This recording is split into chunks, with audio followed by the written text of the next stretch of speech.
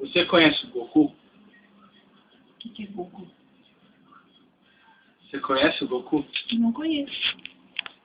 Você ajudou a fazer a Genkidama? Alguém? Você ajudou a fazer a Genkidama? Não conheço também. Você pode pressentir o perigo e o caos? Às vezes. Por quê? Dependendo da situação. Você percebe algo que vai acontecer de ruim, aí você se previne. Onde estão escondidas as 7 esferas do dragão? As 7 esferas? Do dragão. Não sei. Cite os 7 lugares.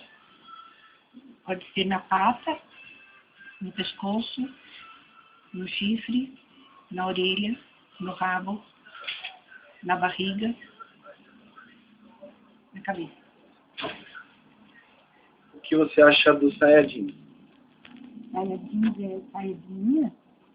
Saiyajin? O Goku, quando se transforma em um Saiyajin, seu cabelo fica loiro. O que você acha de homens que mudam seus cabelos de cor? É problema deles. Se eles gostam, não tem nada contra. Você é o Manamiko Zenjin? Não conheço. O que é isso aí?